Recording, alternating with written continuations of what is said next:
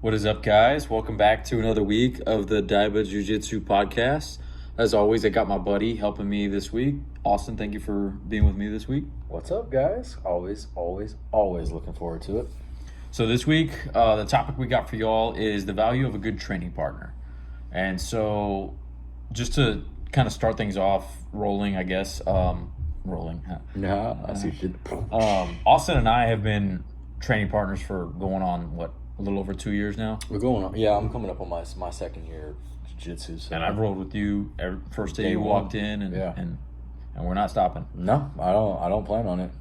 And there's rolling with you and like doing techniques with you. I noticed there's definitely differences versus doing them with other people. You know, there's days that you're working, or if I'm working, you're going, and then I just partner with someone else that day. Yeah. You notice differences the longer you go, right? Mm-hmm. And so I guess one of the things I'll start off by saying is one of the benefits of having somebody as a good training partner is I know with Austin is I'm going to be more comfortable rolling harder. Yeah. And I say that because, if I'm with somebody new that I usually don't roll with, there's an uncomfortability. There's maybe like you want to feel them out. You don't want to come across as being mean. Mm-hmm. And there's also that same concept goes whenever you're rolling with people who maybe just signed up, maybe they're brand new white belts, maybe they're still learning how to do the warm-up. And so obviously if the professor has you rolling with them, you're going to roll a certain way with them, which is typically not going to be the harder style. Yeah. So I don't know if you kind of feel that way as well. 100%. I know whenever we roll, we have an unspoken thing where we know if it's there, go for it. There's some people, how before you roll with somebody, you kind of have to talk to them like, hey man, like, how are we feeling about the lower half, leg lock, stuff like that. That's a good point, actually. Yeah, when we roll, we know automatically what we're cool with and what we're not. You'll snatch up an ankle and I'll tell you, wrench it. Like, let me feel it. I want to know what it feels like. I want to know how I can get out of it, and I know I got some time to try and get out, or how much time I have to get out. And that's just an unspoken thing that we have. Like, we know we're cool with opening up every door that we have. Well, we've talked about like toe holds and heel hooks and no-gi and knee bars, and even though I really don't have many knee bar entries. Never even attempted one. I think you've attempted a couple. I've done it like when me and you like flow, stuff like that, yeah. But never like in a live roll just because I don't know how to get into one. Yeah. If I see it, I'm like, ah. They're the arm bar of the legs, I've heard, so. Yeah, but you and I have opened that door to like saying, hey, toe holds, go for it. Heel hooks, no-gi, go for it. Like, we got to learn the defense at some point. Exactly. So, and that's just something because we know we're comfortable with it. We know that we're not going to hurt each other. We know each other's limit, and there's a line that we won't cross because we know it, right? Yeah. And with somebody new, someone you may not know, it's the first time you met them, something like that, you start rolling, and they don't like the lower half. Like, hey, don't touch my legs. And you go to grab an ankle lock, and they freak out on you, or they wig out and try to get out of it and end up hurting themselves. Yeah. We didn't really talk about it. So ankle lock's a little bit different because I know that like that's generally accepted at the white belt level. Mm-hmm. So like if I'm rolling with a white belt, that's like typically the only leg attack I'll ever go on for white belts. But typically I'm just using it as an example. But I never wrench it or anything like that. Exactly. It's always just I got it, just so you know. But I mean, it was just as an example, but I'm talking like,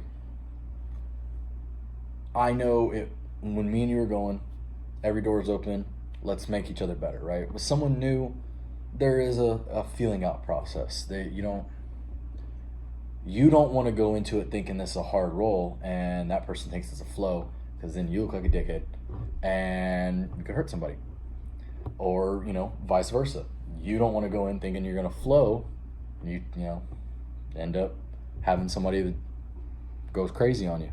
Yeah. And starts wrenching some stuff. So I think that's just one of the benefits of us being longtime training partners and knowing when we walk into the gym, this is what we're doing, right? But another thing that I like, we've been doing it for going on 2 years now. When we see something new, or I don't know, like, you come across something on Instagram or YouTube, something like that, right? You want to try it. Well, we know we can try it on each other. and we're going to be constructive about it. Hey, you almost had it. I think if you did this, maybe it'd open up this door, open up this transition, something like that. Yeah. And we, bounce ideas off each other, and we're able to kind of critique it. We hit it a little bit harder. Well, and then like the same thing goes like whenever you're drilling with somebody who like maybe you're not used to drilling with. If you do end up trying a new move on somebody, say it's the technique, say it's new to both of y'all, them being a new training partner, they may not give you that feedback that maybe you're looking for to maybe make that move just a little bit better. Exactly. And I think that comes with the comfortability of just being in the sport in general, being around enough. Like you eventually get to have relationships with these people where it just becomes an open line of communication. And I think I like knowing that if I'm gonna, let's say I'm trying to get your back right and I'm trying to put in rear naked choke, I like knowing that, hey, I may not get it, but you're gonna help me afterwards, tell me like, hey, you almost had it, let's try and wiggle this way, or try this technique to try and get me to do this where it opens the neck up, something like that. And I know that's going to be there because we just want to see each other improve. Yeah, we're trying to push each other better. I make you better, you're inevitably going to make me better. Yeah. It's just an ongoing thing. And that's not to say that you won't get that with somebody that you just come across. Right. But that would make that person a good training partner as well. If or after, y'all just met, y'all are rolling, and he gives you something constructive at the end of it, or she gives you something constructive at the end of it, okay, that person knows what it means to be a good training partner. They're helping me to get better at that technique and instead of not telling me about it and just taking advantage of the fact that I don't know how to do it yet, and using that as their strong suit for whenever we roll.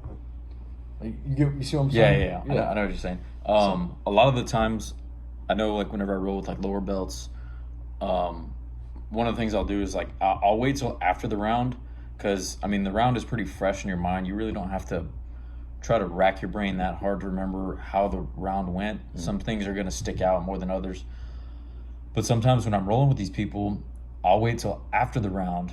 So what'll end up happening is we end the round and I'll be like, hey man, good roll or whatever. Hey, do you mind if I show you something real quick? And they're usually like, yeah, sure. Like, hey, put me in this position again when you had this here. And I did this like last time I rolled or something. Because I've been out for about a week and a half. Yeah. But he you could tell he didn't know one of the key details of it, and you could tell it kind of helped him out, and so it was just it's just beneficial. Yeah, to have honestly, people we all want to make each other better, right? We're all trying to improve. We like to see everyone improve. Our training, everyone at your gym are all considered training partners, right? We want to see all of our training partners get better. If our gym wins, we look good, right?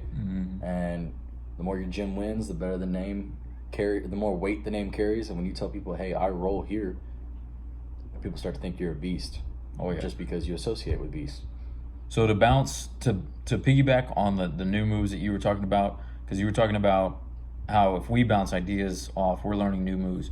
But as far as learning new moves for a good training partner that maybe knows a different like skill set than you do, maybe like an upper belt is like a good training partner for you. Yeah. And now you're able to like maybe tap into a new move set that maybe, even though we're good training partners, if I'm rolling with like black belt or brown belt, I know they're going to give me a good roll because I'm learning new moves in that aspect. And they've been doing it for years, that they know how to be a good training partner. Well, and we can learn new moves in a way that they know what it is, versus like us bouncing ideas.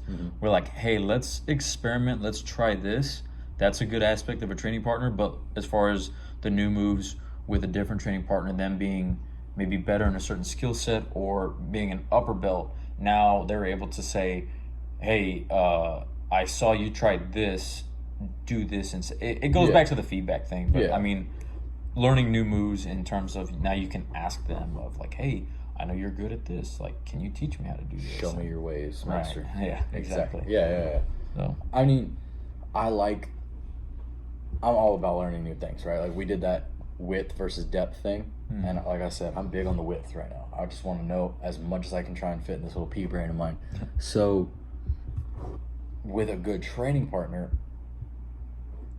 the ability to gain more width, I think it's outstanding, right? I love it. So if I can help you widen your game, or you can help me widen my game, I am all about it, right?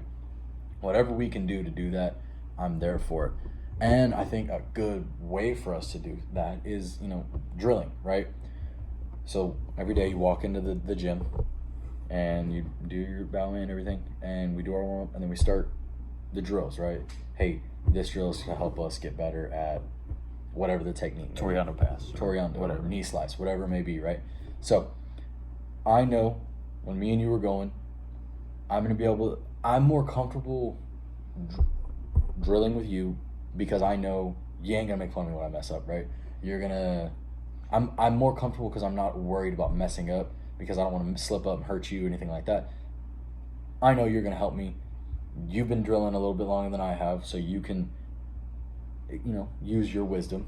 But thank you. If I could piggyback on that for better drilling purposes, I think as far as like learning the move too, like I know there was a move that I was trying to learn one time, and I couldn't quite get my foot in a certain place, and I could see that you saw that I wasn't doing it, and so for having a good training partner, it helps, because I know if you're seeing that, you're not just gonna let me keep trying to fail. You're gonna move a little bit to try to give it to me a little bit, and then as soon as I get it, now you move a little bit less, move a little bit less. I know sometimes drilling with people, they're kind of just a body, and I don't want to say that they're not giving it to you, because really that's what we're all striving for, obviously.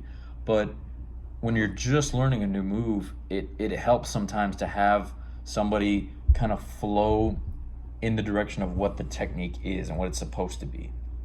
So maybe not defending it 100% right off the get-go of drilling. Like, you gotta let the flow happen a little bit, and then once you feel the proficiency of that move go up, maybe that's when you start being a little bit more defensive. Maybe throw like one defensive move and then let them try to figure out, okay, they threw this curveball at me, let me try to work around it. Yeah, 100%. Don't go straight to defending me. Like, hey, I'm still learning the move. Let me learn the move. Let me do the move a few times, and then we can work on defending, and then I can work on getting past your defense.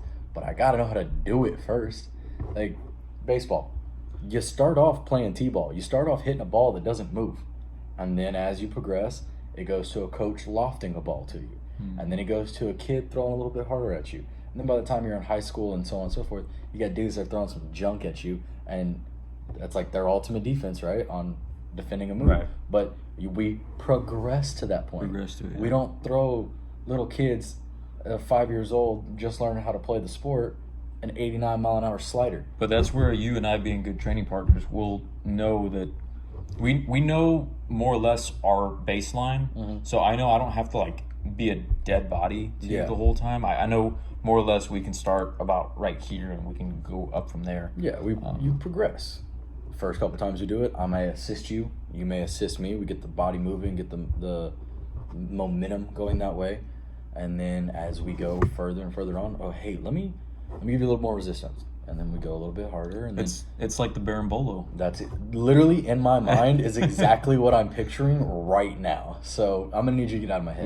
We can mention it. So I mean, I think you and I both, for the first time trying that berimbolo, so much fun. It's hard. It's fun, but it's hard because there's very minute details that I'm pretty sure I just don't have down yet, and it's tough. And I could tell you were getting it quicker, I guess. And it's fun to see that from a training partner, because I knew at the beginning it was like I had to assist you a little bit on it, and then now it's becoming something where I'm like, dude, I didn't give you anything. Like, that was all you. And so it's just cool to see that from that perspective. And that was, I love how we were literally thinking of the same move. But we didn't have that written down, guys. That was 100% legit. He's just in my head. He's gonna have to get out. He's living there rent free apparently. But so I remember the first day that we were learning the berimbolo, right? We started it, and it was one of those like where we're both like, okay, well, no, move your leg. Okay, now here, hold on, flip. Nope, flip the other way. And we were helping each other the whole way. Yeah. And then once we started to learn it, both of us, the first day, started to progress very quickly. And then we went from, hey, tuck that shoulder, to, Jesus Christ, that was fast. You flung me so hard I almost went across the mat. And I was giving you every resistance. And that was all in that 5-minute drill span because we were picking it up so efficiently. But it was because we started off the right way. We started off, hey, move your arm here, put this leg here, now flip over this shoulder, roll here, stuff like that. We were working each other while we were trying to learn it both ourselves. I think the best way to learn a move is to have somebody do it well on you, and then you try it as well. So I don't know. I think the drilling aspect is more important than anything that we can probably talk about. Yeah. I think that is a good drilling partner is a key to learning a move well, and the more moves you know better, the better you are. So what's that quote that says something like, I don't fear the man who knows 1,000 kicks, I fear the man who knows one kick who's done it 1,000 times. I don't know, that. but that sounded really good. Maybe it was Bruce Lee or somebody. If somebody can comment, or send us a message and tell me who said that, I might try to just look it up or put it in the description. Anyway, I like that. His point was, this guy who's trained one kick 1,000 times, dude's really proficient at it. You better be careful about that kick. Versus the person who's done 1,000 kicks one time each. It's like, okay, well, you got overall generalized game that's going to be dangerous still for sure. Yeah. But it's just width over depth, I guess. I don't know, man. If a dude knows 1,000 kicks, like, I didn't even know there was 1,000 different kicks. I think I'm going to be pretty freaking scared. Because if we're sitting here having a conversation and you could throw a kick at me, because you're from right here, yeah, I don't know how you do it. You'd be kicking through a table, but like, that would be scary. Yeah, for sure. So I don't know. That's the width versus depth thing. Dang, we should have added that to that episode. Yeah, it's over now. We lost it. We can always redo that episode. To go to the next thing, because I know we just talked about drilling. Just to kind of piggyback on that a little bit of a different idea. The training partner is going to be more constructive with you, because if, for say, just to use the berimbolo as an example, if that is the example, and I know we already touched on this a little bit earlier, but if you are working on the berimbolo and it's a lower belt or whatever, and you don't really roll with them, that maybe it's a new training partner, you don't know, maybe they don't know, and you're both trying to learn it, they're going to be more likely, I think, to not say anything and not give you constructive and just kind of let you work through it. Yeah. Versus someone that is a good training partner, and sometimes that comes with time. Yeah. They're going to definitely be more constructive. Yeah. And they're going to tell you what you need to work. I know we already touched on that. Yeah, but the more comfortable you are on the mats, the more comfortable you're going to be to speak up. So, yeah, I mean, I honestly, I'm glad we're doing this topic. I think this right here is something that isn't talked about enough, is how we can all make our game a little bit better. It's not only about that, but it's a safety thing too. I think the safer we are, the more we're gonna get to train, right? Good training partner, you're less likely to get hurt, right? Mm-hmm. I know the limit, you know the limit, we know what we're cool with, we know how to have a good flow with our roll, we know how not to wrench things. If you and your partner can get a good flow and a good, y'all bounce well, y'all mesh well, more likely not gonna get hurt. You also know the extremity of how hard to wrench things, because we've drilled the ankle lock how many times? Like, yeah, just thousands. Me and you messing around with it. And so because of that, you know, a certain level of trying to crank the the ankle lock isn't going to make me tap. You know, at least going with me, there's going to be a certain, I guess, window where you have to get to where that window, I'm probably going to tap somewhere in there. Yeah. I know with you especially, if I think I have the ankle and I'm giving it some pressure, if I don't get a tap within about 3 or 4 seconds, it means I don't have the angle or the right grip or something. And great, now you're going to push it. I shouldn't have said that. Now this guy's going to be like, just got to hold out for 5 seconds. Hold out for 5 seconds. He's going to let go. But, like, whenever, hey, I'm really getting a good grip. In my mind, I have a good grip on this. I'm getting a really good wrench. He isn't tapping. There's probably something I'm doing wrong. Something wrong in the chain. Yeah, so I'm going to let go. And then, how many times have I asked you, did I have it there? And you're like, no, or yes, but you just weren't pulling out the right angle, something like that. And, okay, cool. We continue or I've even told you, like, yeah, you had it, but I was just trying to poker face. Yeah, you did that to me the other day. I was like, man, I really thought I had that. And you're like, yeah, you did. You did. Yeah. You did. It hurt. But I was like, man. I was like, well, I can poker face this a little bit. But yeah, I think it's just knowing that window of where, our submissions need to be. And that comes with time, You start honing in on how hard you need to wrench something. And I also like to think, or to say that, we've been doing this for 2 years with each other. So, you can't expect to have that good of a mesh with somebody the first time you roll with someone. But there are things that you can do, like the first time you roll, right? Before you start anything, I love it when guys are cool like this. First time we roll, hey, you got any injuries? Anything hurting on you? Something I need to avoid? Yep. That right there, if somebody asks me that, I immediately off the bat know.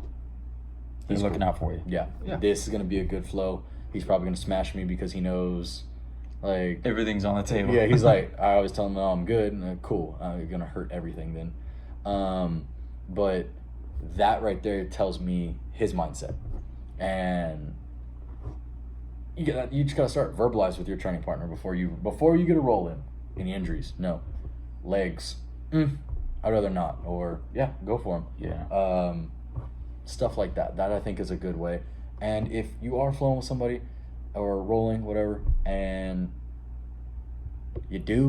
something does happen, you get hurt, a swift kick to the groin, maybe an eye poke, something like that, let them know. Like, hey, yeah, caught me right there. Next time when you go flow or go that direction, move your leg, or hey, close your hands. That was my eyeball. Josh, you like to kick people in the gonads. Only me, apparently. But, and I'll tell you every time, hey, man, watch the nets. And you do better. That's 2 bleep outs I'll have to edit out. Which part? And then the other one. But well, anyway. My bad. You're good. Eventually we'll get to a point where it really doesn't matter because we can say whatever we want and it won't even matter. I kind of thought we were there. Whoops. Well, we live and we learn. Trying to get listeners. We live and we learn. I messed up. I apologize. Nah, don't worry about it. It's but yeah, some training partners you're just gonna have to know, like, maybe they move a little bit differently in certain situations, so that you got to know, you got to be a little bit careful in certain situations. So, yeah, I think the more we're on the mats, right, the more we're getting better. If we can all get on the same page, and realize, like, hey, let's flow, let's be smart, let's talk about what it is we're going to do, what we're cool with, what we're not cool with. No one should get injured. Now, don't get me wrong, you're going to have things that happen. Someone may slip, some mats get hot, we get sweaty, anything could happen. We slip, twist an ankle, someone may... I saw one the other day. We were doing no-gi, and someone was trying to get out of a armbar? A triangle. And arm slipped, because we're all sweaty, slipped, hit the dude with an elbow. And it got him, and it was good. He looked good afterwards. I was like, dude, chicks are going to dig that. But it happens, right? Yeah. And that wasn't either one person being a bad training partner. It was accidents happen. Yeah. There are things that you can't avoid because it is a contact sport. Eye pokes are gonna happen. Contact sport. Just to talk Groin about shots gonna happen. Just to talk about eye pokes real quick. There was, when I was a white belt, there was this blue belt I was rolling with at the time.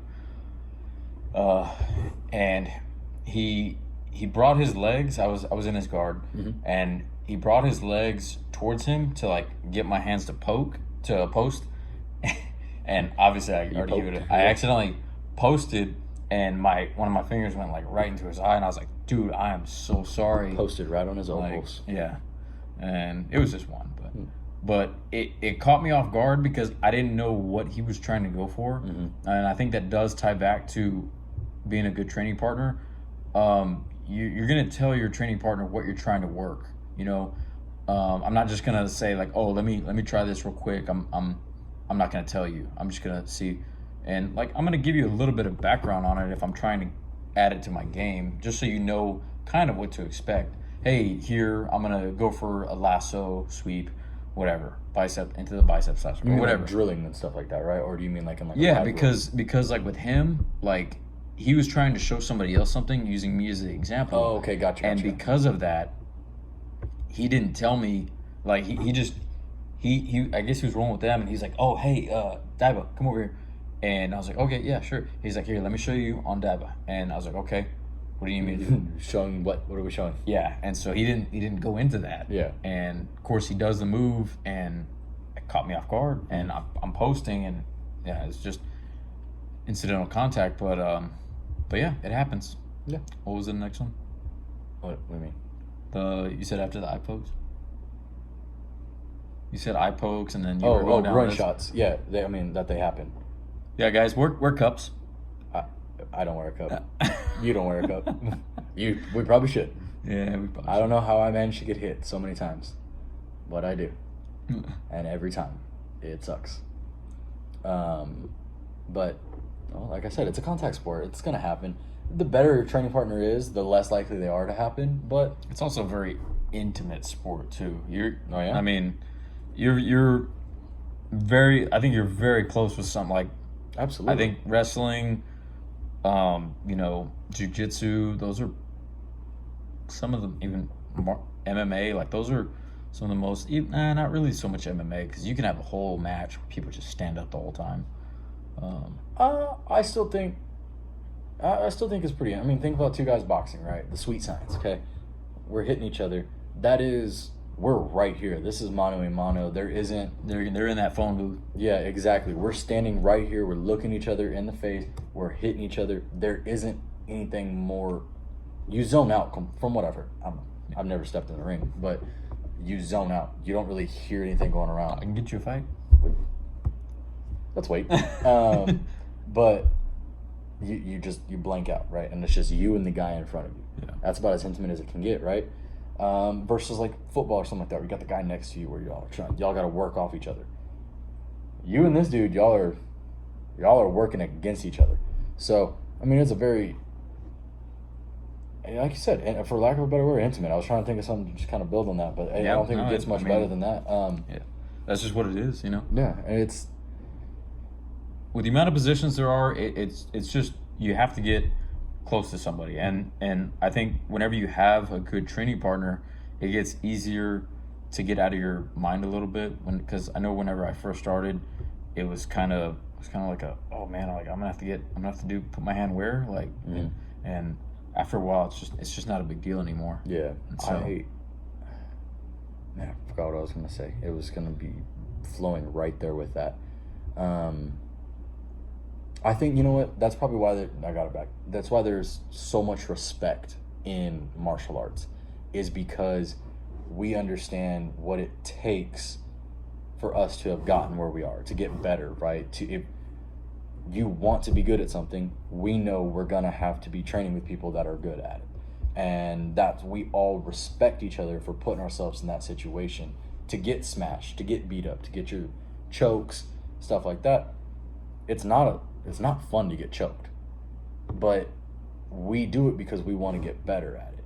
So we put ourselves through the grueling training sessions with our training partners, having just a field day on us when we're getting started, but we're doing it so that we can learn where we're putting our hands to get out or to whatever, getting comfortable with being uncomfortable. That right there, I respect everybody that's on the mats with us, right? And I would hope that they same to me, because we're putting ourselves in that situation to work on each other to get better, or work with each other, whatever. You get what I'm trying to say? Yeah. With other martial arts, though, I would argue that jiu-jitsu requires a better training partner more than probably almost any other martial art, because in terms of like if I'm just going to compare it to like say boxing or whatever, boxing, you're on the bag, you got a good, I guess the good training partner does come into effect of holding the mats and kind of knowing what to help you with, but I feel like that intimate factor just helps it a little bit more, because unless you're sparring in the boxing sense all the time, and even when you're boxing, I understand you're still, close to that person or whatever, but I just think jiu-jitsu takes it to a different level, and so I think it's just more imperative in jiu-jitsu that you have. I'd say wrestling as well. Yeah. I mean, but it's grappling. But that's same, a better word. Yeah. I get where you were trying to say, but yeah, I mean, grappling is. I mean, you don't get any closer. There's been many times that I've dug my head into someone's chest, nuzzled all up in there, because I'm trying to get out of something. That's an uncomfortable thing to do, being that close. When I first got started, I was not about it. Like, I was not comfortable with it. But working with people that knew what they were doing, I realized it really isn't as bad as it seems. Like, you got to do what you got to do, right? We're just trying to survive. So. Well, and then one of the things that I also picked up one time was when I was rolling with somebody, I think all the limbs were like pinned down or something like that.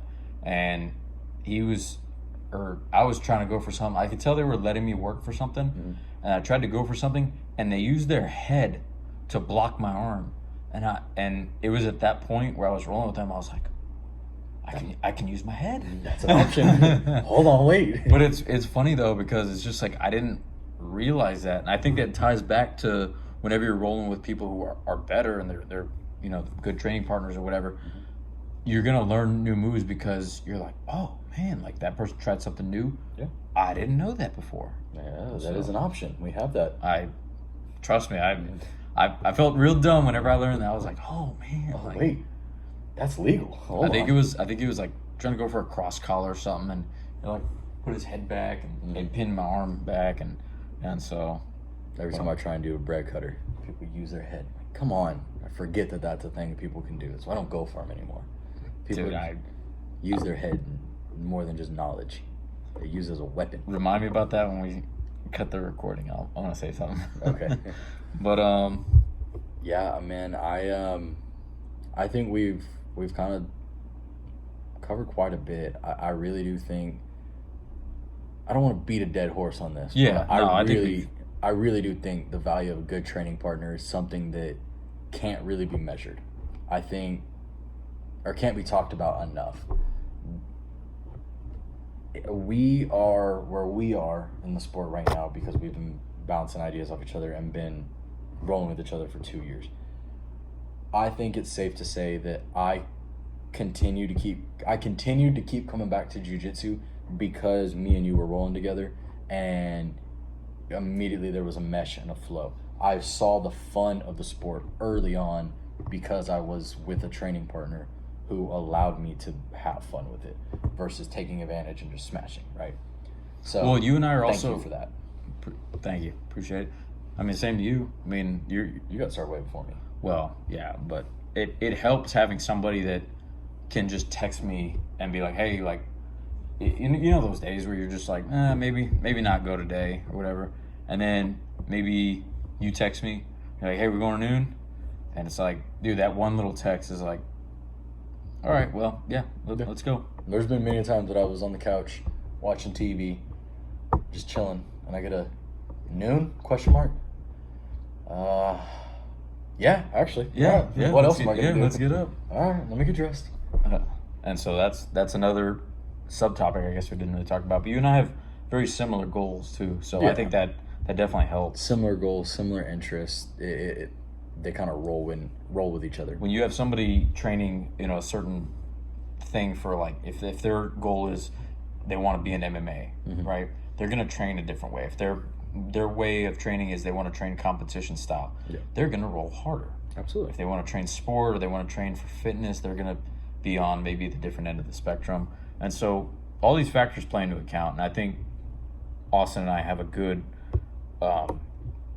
similarity of goals that help us to continue getting in there and making each other better. So yeah, and so guys, whenever you get out there and you go get on the mats and you're ready to start rolling, just kind of keep some of that stuff in mind. Let's verbalize, hey, what are we cool with, what are we not, how can we avoid hurting each other? That's always the big thing. I think the biggest one. Yeah, we really want to keep each other safe. And how can we learn these moves, learn them well, and learn them safely? So, if don't go out there looking for a good training partner. Go out there being the training partner that people are looking for. Just kind of keep this stuff in mind. I know it's something that I always try and keep in mind every time I go to. I slap bump with everyone before the roll. How am I going to make this guy better, and how is he going to make me better, and how are we going to do it safely and have fun doing it? Because this is supposed to be fun, right? So, and just kind of keep all that in mind. And I think, if you're a good training partner to others, others will be a good training partner to you. Be that training partner for everyone. But man, I'm good. I think I'm good. I think we did pretty good. I really was excited for this topic. I'm not gonna lie. I really do. I can tell you where I was like, oh, this. Every day you ask me like, hey, what's the next topic? Training partners. Yeah, well, I think we should do this one instead. All right. Hey, we came back to it. I could tell you were excited. I threw it out there like 4 times. I was ready for it. I liked it. So I knew we would come back to it. Yeah, So I'm a fan of it. Man. I think it was a good one. Alrighty, guys. We'll see y'all next week. Later, everyone.